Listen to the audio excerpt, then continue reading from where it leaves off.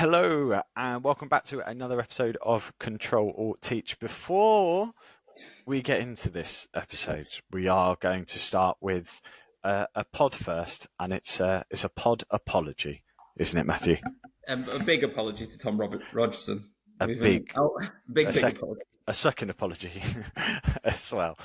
Yes, we are going to start with an apology because there are some slight hints throughout this episode as to when it was recorded, because we kept bumping this episode. It kept getting pushed back, and that was just because of events. There was book launches, there was other people we had lined up, and so we actually ended up putting it back and back, and it's gone much longer than we would have done. So do keep your eyes peeled. You might be able to see the period that this was filmed in, and that this is now going out at Easter. So you might tell what our apology is for, and that is to Tom. Do we have any giveaways? So the first person who posts to say what season it was recorded in. I tell you what, the first person to DM me on LinkedIn, and I will do this, I will follow through, a DM on LinkedIn, send me a message, and you will receive a copy of one of Matthew's books. And I say that because I don't have a book to give you. I'll send you the colouring. They can have the colouring in book. You can get the colouring in book. Free copy. There we go. So we will do that. We will get a version out to you for the first person who DMs us about what season this was recorded in. Otherwise, we hope you enjoy. Thank you. I'm sorry again, Tom. Sorry, Tom. And we are back again for another episode of Control Alt Teach, and we are going to go straight over to our guest today because we don't want to keep him too long as he's got a play to catch at his school, which is the school he is headmaster of Cottesmore School. They are nominated regularly and have been winners of the Tess and Tatler School of the Year award in previous years, and are still well within the mix every single year for it. As far as I've known our guest today, who has been in the school sector for 31 years, 17 of those at Cottesmore. He is known for blending tradition and cutting-edge advancements, looking towards the future of education, as someone who is energetic and always brings an unconventional approach. And we'd like to welcome, please, Tom Rogerson. Hello, Tom. Hello. Thank you very much. It's always quite weird hearing about yourself like that. But yeah, I think it's actually 34 years now. I think when you put that out, it's sort of old by the time it goes out. So I'm apologies if there's old information on the website. I think it's 34 years. So yeah, I'll do some maths later on. It sounded like you said I'm about to catch a plane, and that would be very sound like you're going to mad catch a mystery. But I think I'm going to catch a play. It's The Wizard of Oz. So that's going to be good. Superb. Well, talking about, you've just come back from Hong Kong not too long ago, Eva, with sort of international man of mystery, jetting around, making connections everywhere. I think that might be why I'm thinking about that. But yeah, we went to Hong Kong, which was insane. I don't know if you've ever been to Hong Kong, but it was an absolute sort of feast for everything. And then we went to Tokyo and Osaka, which was, again, just absolutely insane. Slightly less frenetic, but still absolutely amazing. But very, very, very busy, both, yeah. Oh, amazing. So let's sort of dig into some of those 34 years. So anyone who is not aware of you or hasn't met you, what do they need to know about Tom? Where have you come from and how have you got to where you are now? I come from a long line, a line of three teachers. My grandfather was a teacher. My father was a teacher. So that's not actually very long at all, is it? There's only two other people apart from me. Yeah, my family is a teaching family. I watched my grandfather and I watched my father doing this job, essentially, and being here. And so I found that incredibly inspiring. Of course, I didn't want to be a teacher. When I was 17, I wanted to be a rock star. So that was where I went for a few years trying to do that. But in fact, I was a teacher from about the age of 15. I did my first teaching gig, helping out with some sort of post-exam stuff when I was 15. But that's it. So my family is a teaching family. I probably shouldn't actually. Should I just do this quickly? That's my great grandfather. Does this switch around? And that's no, I won't do that. I'm going to ruin the camera angles. But anyway, they're up there staring down. And so, yeah, I got lots of. I probably ruined the continuity there with the camera angle. It's been in the blood for a long time, and yeah. So I've been at Cottesmore for 17 years, and it can look very, very traditional. This school, for somebody who doesn't know it. Aaron and Matthew, you do know it, and so you know otherwise. But I think you can be both, and we'll talk about that. I think you can be two things at once. And so I've been here for 17 years, and it's been an absolutely incredible journey. You can come across as quite traditional as a school to an onlooker, for an outsider, but in fact, we're doing all sorts of exceedingly exciting and avant-garde things. Yeah, is that enough? Does that? Absolutely, yeah, 100%. And Perfect.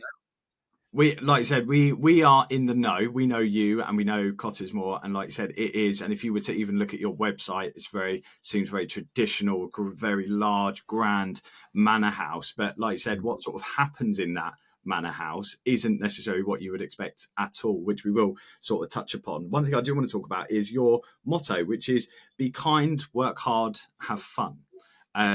Which, I mean, it just sounds perfection, simplistic, and exactly what you would want for any child. So I suppose my question is to you is, why does every school not just have that motto?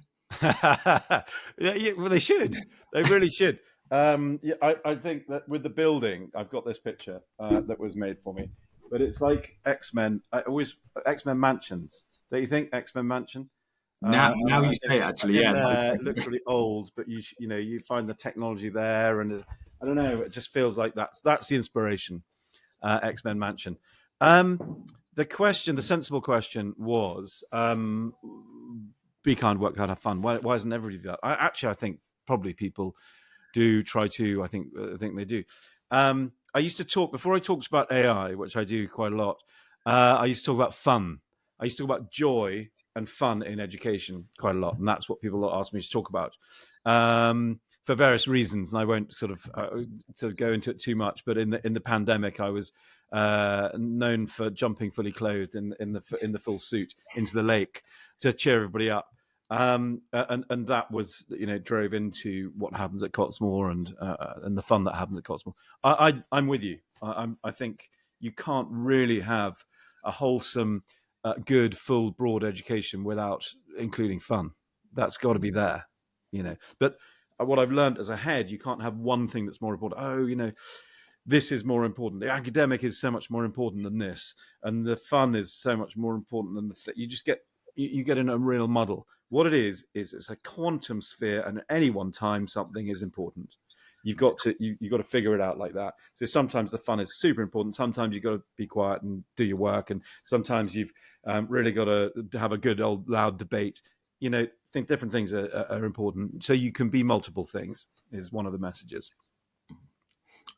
100%. I think it's like, and again, I like the motto. You've got be kind, work hard, have fun. It's like a nice sandwich approach there, and everything else is around the hard work and the progress the kids are making. So the reason why it's so important, it is important everywhere, but the reason why is because we're a boarding school, and kindness or connectivity or community is what is the lifeblood of the place. Is the strategy. It's right at the deep core of our values, and so being kind, yeah, you've got to be kind while you have fun and while you work hard, and you've got to work hard while you have fun. But all three things have to happen at once. That's so awesome. Do you think, because you guys are a boarding school, you maybe have more responsibility for that holistic education because they just spend more time with you compared to, say, a state comprehensive, for instance? Do you feel more of a responsibility for that? We have much more responsibility, but we also have much more possibility. So with the time that we have with them, like, for example, as I say, we're putting on the most awesome production of Alice in Wonderland, and it's really in depth and it's proper and it's really done very well, and the children really get the teeth into it. And somebody's probably been playing golf before they went in, and they were being the Cheshire Cat or whatever it is. So it's the thoroughness of the education, but yeah, it's a massive responsibility, and them having fun is a huge, huge responsibility. and everybody being kind to each other. It couldn't be. I say it's really hard because I say it couldn't be more important, but actually, at any one time, I think if there's anything you can put at the top, it's the kindness piece. Yeah. So we spoke about the mix that you have at the school of the traditional and the more future focused innovative side.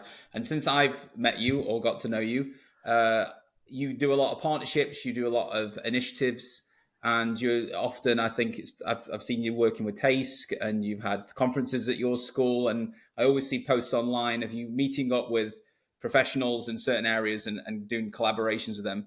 Why is that such an important priority for you in your school?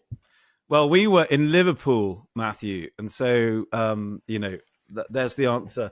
We hadn't met. It was really weird. You were much taller than I'd expected. I don't know why, but maybe I should shift my camera angle. I thought exactly the same thing when I first met him as well. It really led into my Napoleon complex when I first met. Yes, if you put your angle like this, maybe it makes you look like you're really tall. Why is it so important? Well, this is one of Cottesmore strategies and one of Cottesmore's values is its community and connectivity, and so that's fundamental to everything that we do, and meeting people in whatever capacity. You might want to meet 150 people at once, or you might want to meet one person. You've probably seen people at the door of destiny, at that big front door, and we stand there and we take a photograph, and I say, "Look, I met this person. That's very exciting." But it's everything. It's absolutely everything. And there's quite a few complainers at the moment about conferences. I don't know if you've seen those complainy posts. And I'm not going to name someone that's organising a conference. I'm not trying to take it personally. Name and shame, but I think the opposite, absolute opposite of those complaining people who are denigrating the good conference. And I think words beget reality. I think when you're talking to somebody, when we're talking today, and we're talking about community, and we're talking about connection, and we're talking about love, and we're talking about kindness, these things are enormously important to us. And I think the more we talk about them, the more we create ideas around them, the more likely they're going to become a reality. And so I think connectivity, I think connecting with like-minded people and not like-minded people as well, I think it's one of the most important things. The Cottesmore conversation, that's the big news. That's the big strategy from Cottesmore, is to have the conversation. Quite a few things we've been doing are cause quite a lot of conversation. The AI stuff being that, and Matthew and Aaron, you're also involved with that. But it's all about the conversation. It's all about the connectivity. It's all about coming together and learning other stuff, because we know the stuff already that we know. So, you can't learn more stuff from staring in the mirror and talking to yourself. Go out, meet people, listen to people, and really connect. Yeah, and I think that's one of the things I agree. Like when I go to conferences, even if I can take away what other people are saying and seeing how I can apply that to my context and my school. And yeah, it's all about, and again, being on LinkedIn and joining these professional communities online. Most of it for me is inspiration. Like it's just ideas and like lighting a spark under things. Yeah. Sometimes it's not even what they're saying. It is mostly what they're saying, but it's sometimes someone's vibe. Yeah. And the two guys, the Ed Futurists, it's all about the vibe. It's what they're saying. Obviously, they're clever guys and they're saying some great stuff, but it's their vibe. And I think, if you don't meet them, then you won't fully get that. So yeah, I think meeting in person, being IRL is the new Zoom or whatever it is.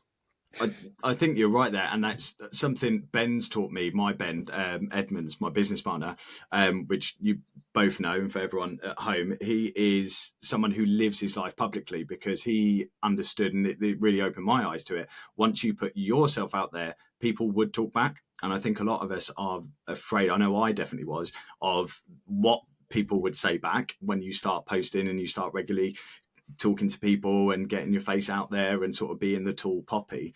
It's quite scary, but like I said, I've had nothing but positive responses back from LinkedIn, from conferences, Yeah. and it's just done a world of I wonders. think what you do is so popular because people love tangible things. People love doing things with their hands and getting children to do things with their hands, like building something or, making something or, your company is called, what's it called again, Aaron, please? Inventor Club. The Inventor Club. And obviously we've been huge supporters of that. But I think, what can you say against that? Children making something. I've got a sort of marble run there, and a kid was here, a prospective pupil, and he was making this marble run. It was all very wholesome. I think what Matthew spend, I can imagine you spend 90% of your time doing stuff like that, 95%. But the AI piece is whatever percentage that you're doing, but it attracts a different crowd. It attracts a really, really enthusiastic crowd like myself, and also it attracts a detracting crowd as well. And I understand both. I think from really what you're saying, again, going back to the conference and meeting up thing, like Aaron and Ben came over to Bucharest last year and then inspired what they were doing in their workshop. I then ran a 6-week long project with the kids making something similar that brought a little bit AI element in there. We bought a load of cardboard, bought a load of glue guns, and we got them making. And they were using AI as a supporting tool. But I would have never thought of doing that idea if I hadn't met them two. And that's one of the great things sometimes, just expanding your own horizons and your own circle. I couldn't agree more. And I want to ask you, because I'm obviously computer science teacher, and that's some of my link into tech. And you posted online about Cottesmore, a similar time that I was approaching my rewrite of our computer science curriculum and trying to modernize and push that a little bit more forward. Because if you ever, computer science is really hard. Tech is always really hard to keep up pace with tech because it's always changing. Yeah. What made you take that kind of bold step? Because you've got some really big concepts, very modern, cutting edge stuff in there. Yeah. So we all think this. We all know it. The whole point is that the future is now. Or the digital world is now, and it's here. And one of my phrases, and maybe it can be the title of the episode, but it's we've got to meet the future halfway. And most people, I think, probably see the digital world as something happening over there, or happening at them, or to the side of them. In the future, quite a lot of it, but it really isn't. And things like DAOs and companies that are set up collectively, called DAOs, digital companies, and blockchain technology and digital assets, otherwise more scarily known as things like Bitcoin, and so are now. That's the point. Yeah. And gaming is now, and eSports is now. And it's, in a certain society, you're made to kind of feel like it's in the future, but it's not. It's now. And so that's the whole reason why we've gone down this track with Cottesmore. And we're part of it is we're contacting people like yourself and various other leaders in this field, and we're getting them to come and talk to the children. And our first one, actually, they didn't come to us. She's very, very busy. And I don't know if you know Priya Lakhani. She's the CEO and founder. She's actually our digital patron at Cottesmore. And so we took some children up to go and see her just opposite the Tower Bridge. And that was an absolutely incredible day. And she talked to us for about 3 hours. And then she took us, walking around London, and we, talked some more. And it was, life changing, and it was entrepreneurial, and it was about tech. Obviously, Century Tech is an AI platform, an education platform, and it's that's all part of the strategy. That's all part of the idea. Yeah. Okay. And I want to pick up on the esports, because I would say that my school has been very supportive of my kind of AI journey, and probably allowed me to push things a little bit further than some places have. But from when I mentioned esports, for them, that was one bridge too far. So maybe it was one Weems idea too far. Maybe one Weems idea too far. Maybe it was the straw that broke the camel's back. You should give it to somebody else, and they go, yeah, great. But if a school is looking to invest or kind of open up an esports program, how can they follow the track that Cottesmore has gone down? So it's the same sort of feel, it's the same vibe, Cotty Sparks and the AI piece.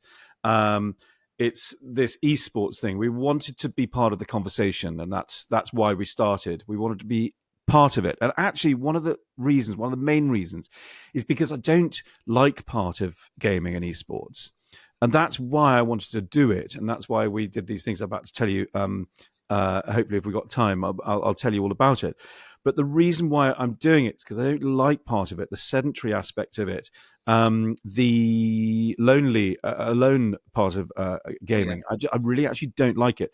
And so I wanted to go into it to see if we could change it, or if we could be part of the change, or part of the future of gaming, or part of the future of esports. And it's been an absolutely extraordinary journey. So Daigen Esports, who I would recommend you get in touch with if you're interested in esports, and maybe they can persuade your guys that it's a good idea. So they organize, if you want to do a tournament, they organize tournaments.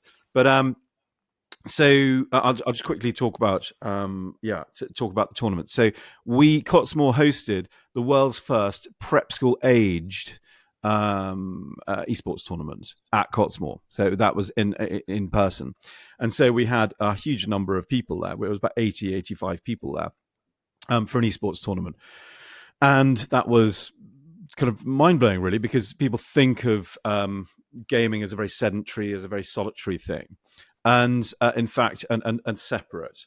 And Cottesmore is all about community and drawing people together and connectivity. And wow, you should have seen it. I put up some videos. You can't really put up videos of on LinkedIn of people under the age of 18 or whatever. And so I really wanted to show people what it was like, and it was intensely sociable. It was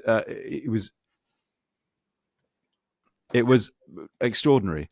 And so we learned a lot about the gaming world. We learned a lot about the esports world and what they're doing for the health of children, and teaching children how to be healthy and how to go into, keeping fit. There's a guy called Elliot Mack, who's the head of the CEO of Daigen Esports, and he's an incredibly fit, young-looking guy. And he's a great example of what you should and can be if you're a gamer or if you're an esports person. And I think he's inspired us to go on and on and on with it. So we had this tournament that we had at Cottesmore, and then hot on its heels was the world's first online version of the same thing. Yeah. So we had people from South Africa, we had people from Saudi, we had people from Scotland, we had people from all over the place. And that was in another way extraordinary. What that was, I felt that was slightly more separated. It was a bit disparate because we weren't all together, but we came together for a prize game at the end, and it was really, really good fun. Everybody said it was hugely good fun, and it brought together the communities within their own schools. And now this is the big one, and I don't know if you can share with everybody the links or the whatever to my LinkedIn post about it, but it is Cotty Sports 2005 girls. So Cotty Sports Girls 2005, and it's about parity, and it's about equity, and it's about responsibility, with the idea that who esports is for, or who anything is for. And so we're getting people together on the 21st of January, and so everybody's welcomed between up to the age of 13. And I expect it's going to be some very talented people, but I also expect it's going to be some beginners. And so it's going to be a very broad range of talent. I really want to get a room, the drawing room, which actually I was about to say, because you talked at one of the AI conferences, but you weren't actually there. But the drawing room, and we're going to set up some old school gaming. We're losing Matthew there. We've lost you a bit there, mate. Do you want to say that one again? I'm here. No, I just said I was on a head on the screen. I like to refer myself as the Wizard of Oz when I do those things, just like your play. Actually, I'm just a floating head in a room. Yeah. So that is going ahead. As I say, it's going to be a broad range of talent. and it's going to be very, very exciting. And in fact, they have put teams together, and they're practicing away, and people can fly in if they want. Literally, people have been trying to figure out if they can fly in. Do I approve of that? I mean, if you want to fly in, you can fly in, but obviously it's like a sustainability thing to fly in for it. But it's going to be really dynamic, and the esports thing has added another a dimension. And people were swapped from the football season to the rugby season, from the hockey season to the netball season, and it's fine. And you can go through all the seasons. And then there's this one pupil called Joe who doesn't actually like any of the seasons. What about him? Frankly, and you're not catering for him, and you're not giving him passion. And hey presto, you got the esports team, or the whatever team, or they're playing the saxophone at Match T and making loads of money for Macmillan cancer research. And you've got to put these things out there so that everybody can have a chance to find their passion. And everybody has a talent, and that's a hugely, hugely important reason why we went into esports. Again, that's a really, really welcoming community. I don't know if you've noticed that with esports, but the community is so kind, and they're so they're so welcoming. I find some of them at the top end can be a bit gatekeepy, and you got to get the right thing, and the computer and the right spec for the whatever, and the RAM and it's like, well, okay, well, sorry, but I'm going to do it anyway, and you can approve or not approve at will. And so sometimes it's a bit gatekeepy, but that's like 0.1% of the world of esports. The world of esports is unbelievably welcoming and friendly and kind, I find. Yeah, everyone I've met at the conferences that I've spoke to has been super into it. I just maybe I'll try again in the new year, another push. Literally, sorry, anybody who's if this bit is on the podcast, Matthew, advice, delegation. Give it to a really fun, fantastic, a bit like you, but someone else, because you've spent too much money. Okay, give it to somebody who spent no money, and then get them to go and try and do esports and get the money for esports through their sort of goodwill. So I think you spent all yours with AI. In January. Yeah, I'll help you out as well. I can endorse your awesome ideas with esports. I can introduce you to Elliot. Get the thing going. I'll write you a reason why esports. I've already met Elliot actually, and I think it's one of those things where our head teacher just didn't, or had the same things you were concerned about it being sedentary, lonely, coming off the back of COVID. They've just spent a load of time indoors. Let's get them outside instead of sitting behind screens. So a little bit of that was in the narrative as well, especially the kind of post-pandemic. You definitely need to control it. Absolutely, 300%. You need to control it. There's no doubt. Yeah, you got to put safeguards. A bit like AI thing. I think you're studiously avoiding AI, which is really interesting.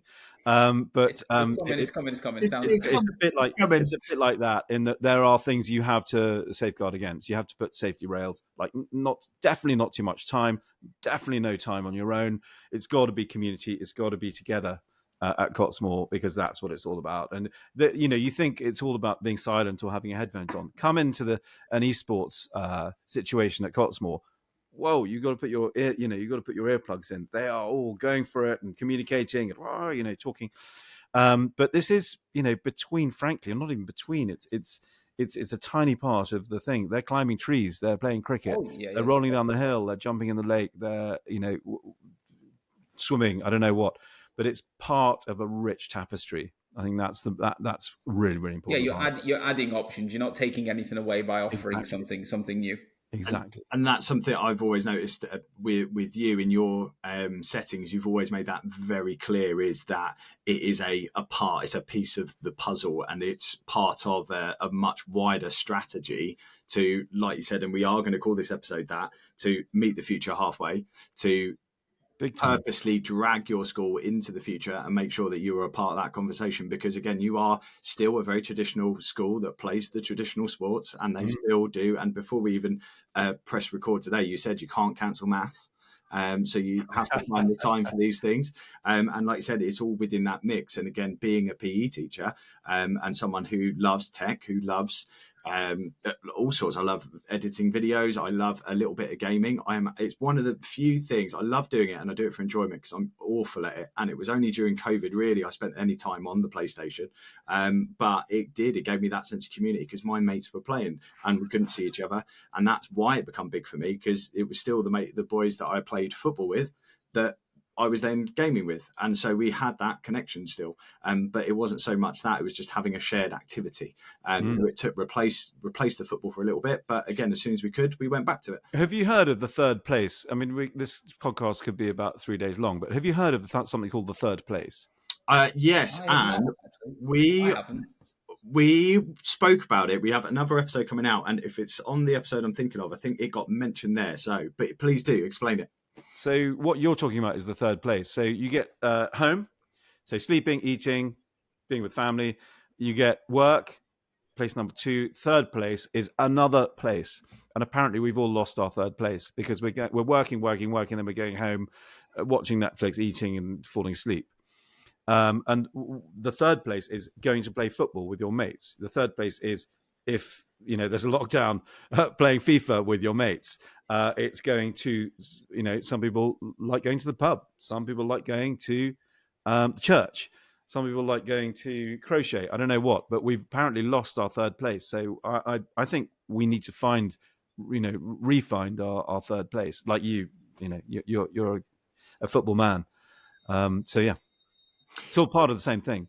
Absolutely right. And I explained this to my wife, and I blew her mind one day when I explained it. And I looked at her, I said, "You've got no third place." And she was like, looked at me all very weird. What are you talking about? And I said, "Well, you have our life and you have work, and then you don't have a third place." And she looked at me, she's like, "Oh my God, you're right." And then she turned around and she went, and I love this because she treats it very differently to how I do. We have a very different experience of family. Let me guess. Now you don't have any money.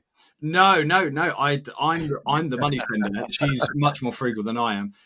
But she turned around and she said, "No, my third place is my family." So she is very family driven. So she sees it as a separate entity. She will take time away from me and go and spend time with her mum, and that is a separate box. She boxes that off. That is her time. And her auntie, she's very close with them, and her cousins and so on. So she sees it that way as her third place. She just didn't quite make that connection. The reason why I mention it is because Cottesmore is a place of self-actualization. Maslow talked about self-actualization, and the third place is all about self-actualization, and it's all about encouraging people to find their third place for later on in life. Amazing.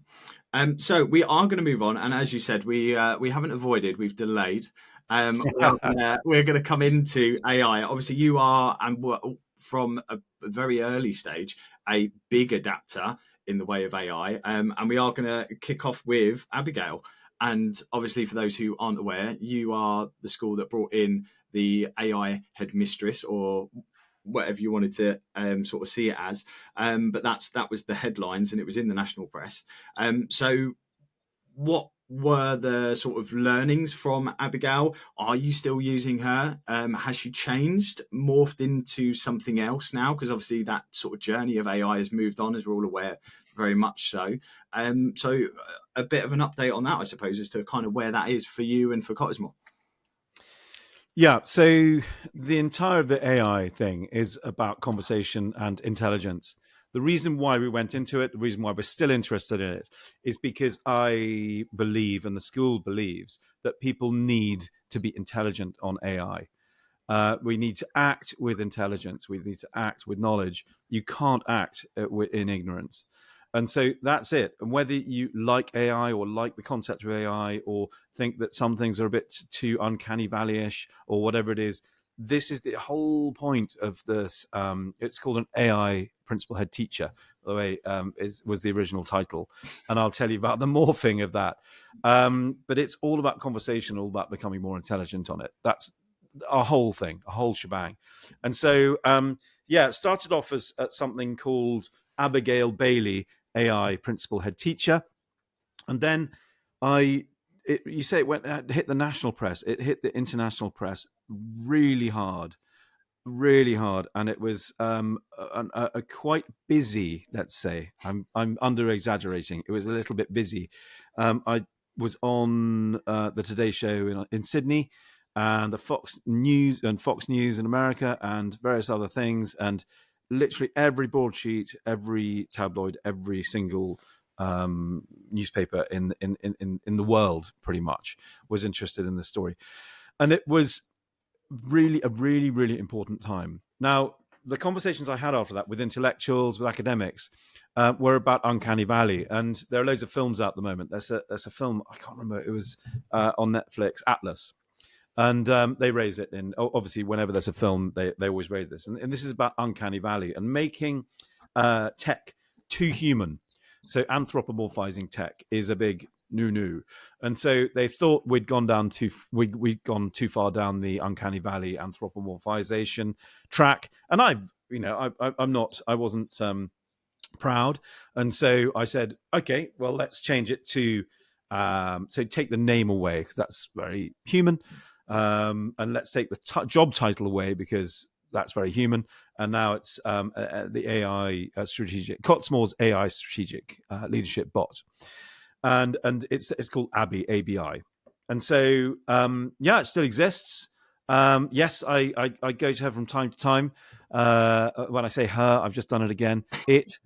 I go to it from time to time, and we all know generative AI now, and we all know what it does for us, and it's very, very good at structuring thoughts. Essentially, it can be quantumly and can be very, very complicated running a school. And I'm not going to be political, but especially at the moment.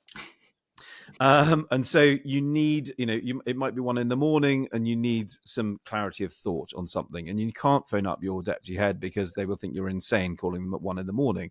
And so this is the sort of calm, collected, thought clearing strategy that you need, and this is why we created, and it was for everyone. This is the thing that it was public, it was for everyone, it was created. There's a guy called Alex Fay who helped us create it at TASC.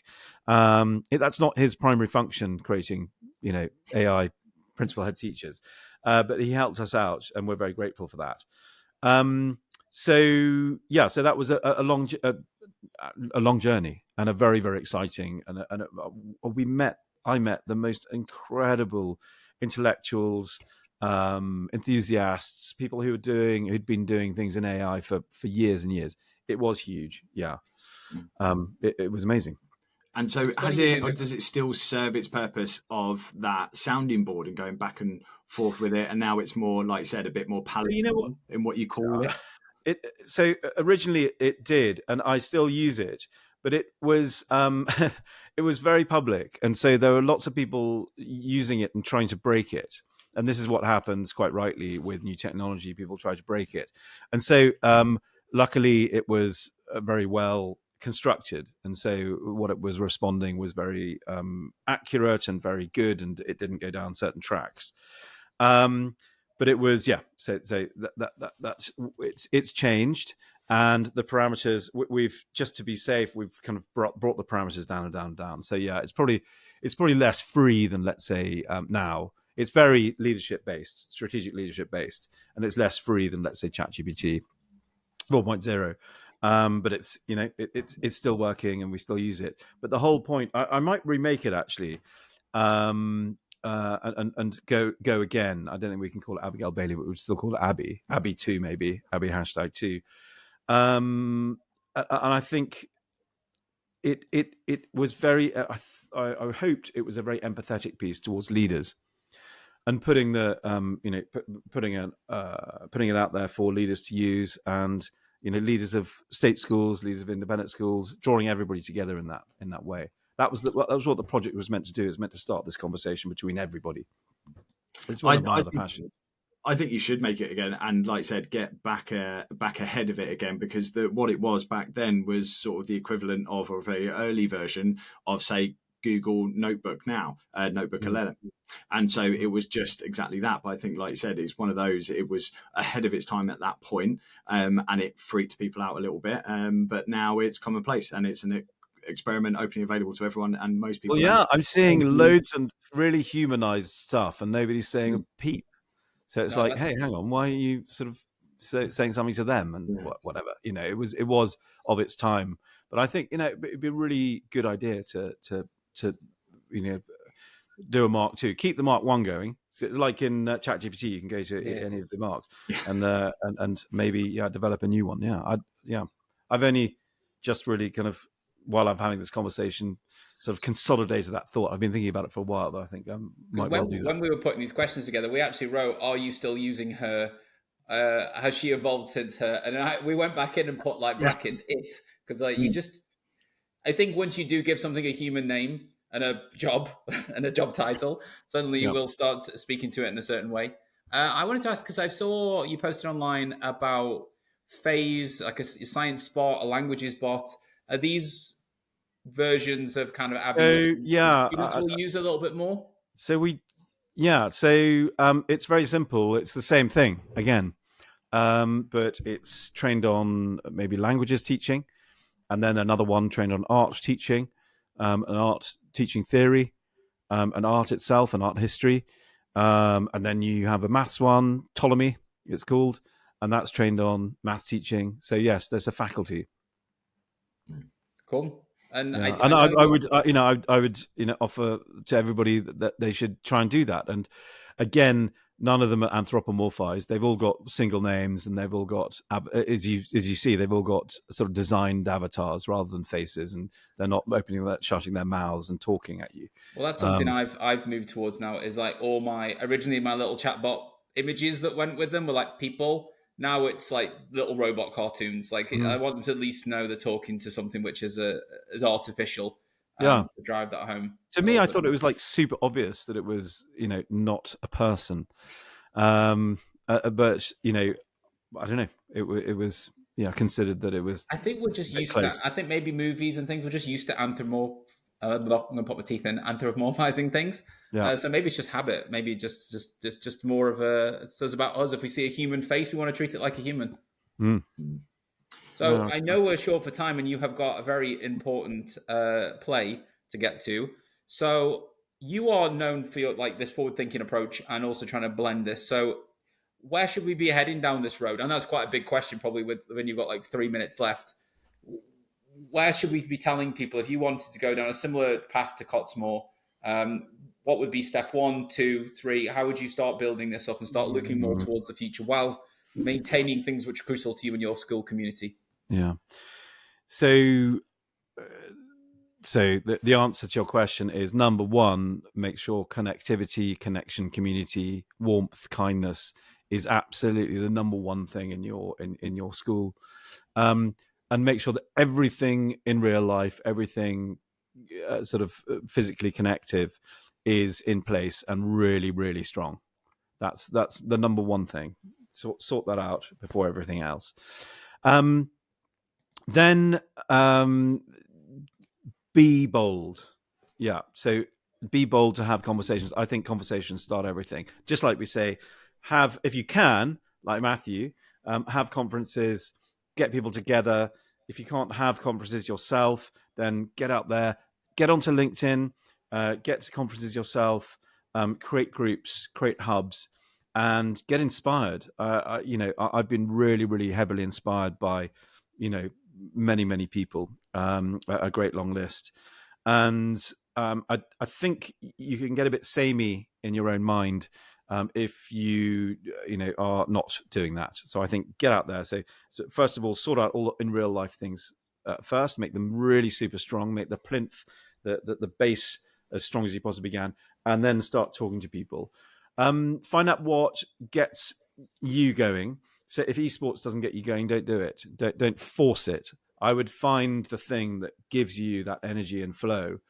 It could be something completely. It might be aviation technology. It might be. I'm saying that because I'm looking at 3 airplanes in the corner there, and one of the pupils at Cottesmore is obsessed, and I have to sort of, service that.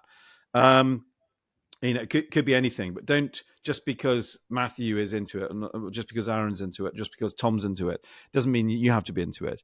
But do find your own niche, do find your own vanguard thing to do.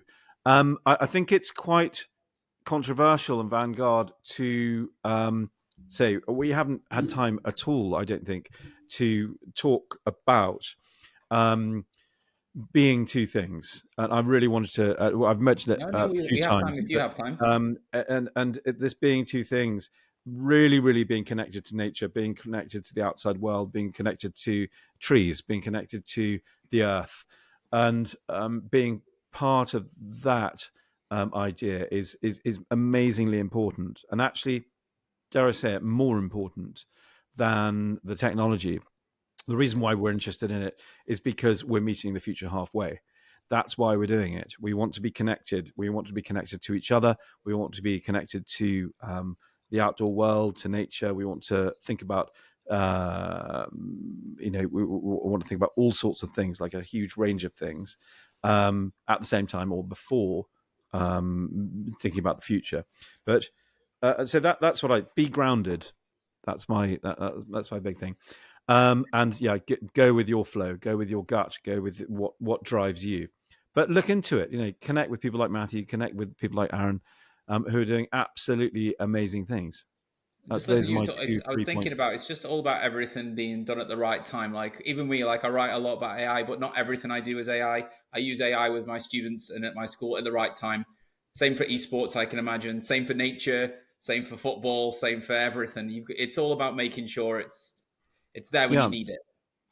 it's. I know this is a bit sort of prep schoolish, but there's a hymn. I can't remember what it is, but or a prayer or a poem, and it's like there's a time for something, and there's a time for something else, and a time for death, and a time for life, a time for hilarity, and a time for sadness, and I think that sort of sums it up. I think there's a time for everything, and I think don't miss anything out. Do them all. Live life to its fullest. Be engaged in all of life's modalities. Teach with all the modalities. Use the whole of life's experience to teach and exist. That's I think what that's how we live at Cottesmore. I think it's a very profound way to wrap up this episode, Tom. It is indeed, yeah. Genuinely, thanks so much for your time, Tom. We really do appreciate you coming on. And like I said, there's a lot there for us to dig into. So thank you very much. It's been a Yeah, huge pleasure. thank you Thank you so very much, much. Tom. And enjoy the Wizard of Oz. It's going to be great. It starts in -1 minute. Okay, apologies. We'll let you get to it then. Right. There you go. Thanks, guys. Take Right, care. thanks. Bye. Bye. Bye. Right, so that was Tom. Wow, what a pod. I really enjoyed that. I knew that was going to be a good one because he's a top bloke, top chap, is Tom, and he really cares about what he's doing and is very passionate about it. So it was lovely to hear him share that, actually, I think. No, and I think one of the key things about everyone who's working in kind of this ed tech space, they all think we're just all about the technology, and the conversations and the way Tom puts it across is none of us are all 100% tech. We're all it's all about finding that balance, and we're all into it as a useful tool or something to maybe enhance a situation or support a situation. But I think the way he puts it across is like so clear that it's about nature and about AI. It's about playing football and esports. It's all about that balance. And I think having that full holistic picture and realizing the world is changing and this tech is here. And like he said, like he didn't know anything about esports, so he started an esports club to understand what it was about. And like probably my interest in AI started that I started playing with it because I wanted to know what it was. And I think same for probably many people. Like it's good to have that mindset of I don't understand this thing, so let's unpack it and understand what it is and see where it fits into my life or maybe my school, my community. It's a great approach. Yeah, and I think the secret sauce to his success there is that he'll go to the people in the know and he'll involve them in it. I think a lot of people are more inclined to try and do it internally. They'll try and do it themselves. They'll do all that reading up and all the hard work. And then you're trying to catch up with potentially someone who's already spent the years doing it. They've already got that foundational knowledge. And like I said, there are experts in whatever it is you want to focus on, whether it is esports, for instance, AI. Like I said, there's always the people that get there sort of first. But then if you can lean on them and use those kinds of people and that expertise, it saves you time and means it's going to be more of a success in the long run, or you can get it started that much quicker or sooner. I think that's it. Tom strikes while the iron's hot with these initiatives, and he gets in sort of on that first wave, which helps, I think, get it up and running, and then also gives it a bit of longevity as well. Because, like I said, it's one of those. It's not the thing. They're not the AI school. They're not this school. He's got so many different initiatives. I think Tom really wants to come back on, and we'll talk more about some of the other stuff he's got going on as well. But yeah, it's just a mix of everything, and including that traditional. So he was talking about that hymn at the end. It made me really think, because I love the song. I don't know what it's called. I don't even know what it's called, but it's the lucky, lucky, lucky me. I'm a lucky son of a gun. I work 8 hours, I sleep 8 hours, I leave 8 hours for fun. And I remember going, 8 hours for fun? I wish I had 8 hours for fun. I was like, how can I get my life to 8 hours of fun? And then it makes you think, right, what are you prioritizing for your things, like I said, because I'd love 8 hours of sleep as well. So I don't know what I'm doing with my hours. 2 kids, mate. That's a distant dream for me with 2 young kids. Oh my God. We buried the leads there. We haven't, because we didn't do an intro because we was running late as well. I've got like big news I haven't even shared. But I am having a baby. I'm having a child. We're pregnant. To the club. Welcome to the fun times. Yeah, I know. I can't wait to experience that as well. The even less sleep than I already get now. So yeah, no, I'm over the moon. So we've been trying for a while. So yeah, fingers crossed we'll keep you updated on the pregnancy progress. But we should find out in a couple of weeks. Thank you very much. We should find out in a couple of weeks the gender. So hopefully in the next pod I can have a gender reveal pod. Yeah, we will. Oh, we will. Yeah, we'll just call it boy and girl. And I love it. I think all guests should suggest their own title. I think that's a question we're going to ask them all a little bit more often. So yeah, thank you for anyone listening, sticking around whilst we experimented with this little wrap up and review of the pod. We're going to see how it goes down. And we might just do a little more of this, a little bit of a chat and a wind down afterwards. Well, you know who's listening now, because people who listen to the end will say congratulations to you and they see you next time. It's a good test. Yeah. Oh, we should do that. We should do like a Marvel little bit in the credits. Yeah, what the little teaser, like an end credit scene. Yeah, I like that. Yeah, I'm going to think that puts pressure on us because we need to have a big, significant, life-changing announcement for every podcast now. Yeah, I know. This I think I've got to find something juicy for every week. Right. Well, I'm already married, so I can't do that. I'll think of something. Right. Otherwise, have a fantastic holiday. It's almost Christmas. Whilst we're recording this, we're coming into December. So everyone enjoy, spend time with family, be merry. And after this, the next pod is the one that we've been holding on to in the chamber. So that will be Dan Fitzpatrick. So don't tell anyone. But yeah, we'll be launching that next week, and teasers coming out soon. I probably should say goodbye at this point. Probably I've just been quiet at the end. Yeah. Right. Bye, everyone. Bye.